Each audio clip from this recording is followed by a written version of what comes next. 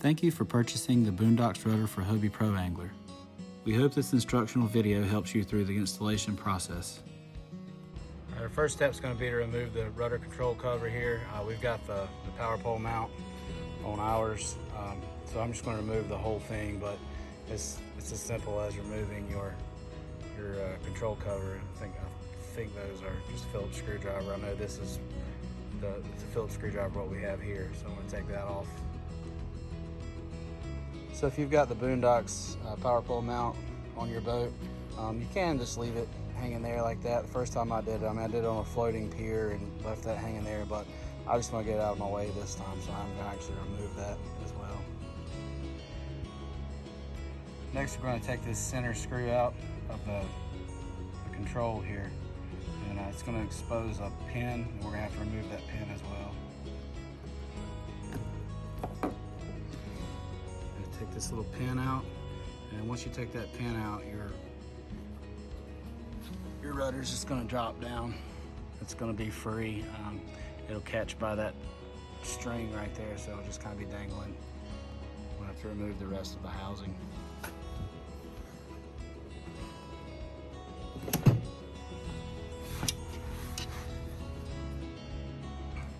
So that's what we want to take off. It's got a flat head here and a Phillips head here, flat head here, Phillips head here, and as you can see, even if you had a tight 90-degree screwdriver, getting it up there, it's in there pretty good. So it's just not doable without removing the whole rudder. I'm just going to untie this right here and take the whole assembly out. Next, you'll get a flat head and a Phillips head screwdriver, and you just have to hold those together and remove these two pieces. And then this is going to come out, and it's spring loaded. You can see the end of the spring right there. So you'll pull down, and that spring will release, and this will pop out. Taking it out is not a problem. Getting it back in is where it gets a little dicey, and that's what I'm going to try to walk you through here. I found it to be a little bit easier just to put this right back in here to work on it. You don't have to hold it.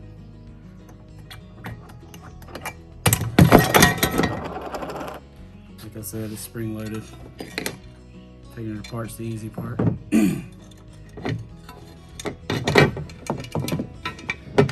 So your factory rudder will probably still have that intact, sticking into the plastic piece. And what we've got to do is get all of this back in there. This is likely to come apart as well, so you've got 1, 2, 3, 4, 5, 6, 7 holes that you have to line up to get this little small piece back through. This guy right here. So go throw some super glue on it and see if that helps us.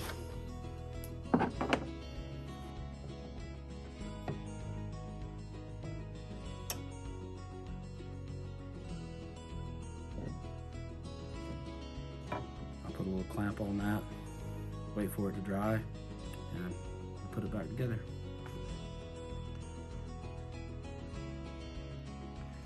Just real quick, I want to show you this piece here. Do my best to show you what's up in there. It's like a little node or a little ledge right there, and the hole that this clip goes in is next to it. So you don't want that spring, sorry, not clip, but spring to go in like this, where it can travel back up through this piece. There's a wrong way. The wrong way would be like that, and you start to try to put that up in there, and it'll bind up like this. Obviously that's the wrong way, but it can be a little confusing, so just make sure that you got that going this way. I use crazy glue, super glue, whatever, you know how that stuff works. It was probably dry before I even put this clamp on it, but did it anyway. So we've got those holes lined up there. So that's two pieces that I don't have to hold on to try to get all this stuff to line up and go together. This does have some grease in it, so you know, if you're not able to wash your hands or wear some gloves, it's a factor when you're trying to line all this stuff up. So before you get your spring in, just realize you don't want it to go that way. You want this piece right here to hit on that. And that's the direction that you want it to go in. Okay, so we'll put our spring in, like I said before, and then the other end of this spring is gonna go, and it wants to come out of there pretty easily, so don't get frustrated, just know, you know, it's doable. The other end of this spring is gonna go into the top of that, and then you're just gonna push this together. Be careful of that, you know, that's gonna come off. When you start to push on it, you just have to keep it all lined up. I guess I could glue that, but I don't know, I just didn't want to do that. It wasn't glued when I took it off, so I didn't glue it back together. Then we're gonna drop this pin down through there, and we just have to just kind of manipulate it and get it through all those holes. Once you get it through that first plastic piece, you know, it's gonna hold itself there, but it's also gonna bind up some, so you're just gonna have to keep kind of working on that. Work it through there, and eventually it'll go on through. And just replace your Phillips head screw. It's actually not turning the back one. Go ahead and do this little trick again. Get that good and tight. So now it's ready to reinstall. I'll walk you through that part as well. That's what you want.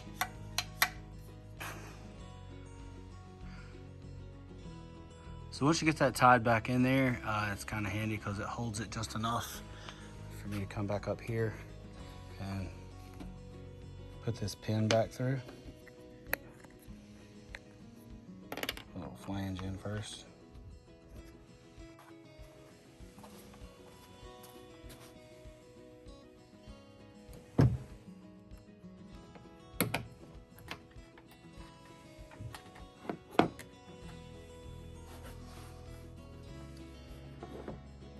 This actually has a slot in it right there, so you just have to, I just eyeball that and make sure that it fits up back down over it. It goes back up into the slot. Just push on it and it'll go.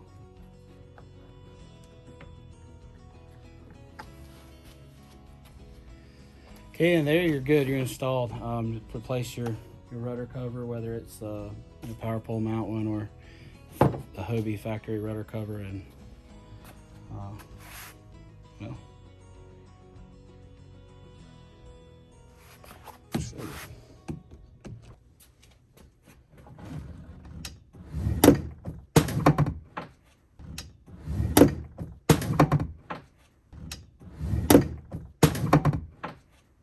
thanks for watching.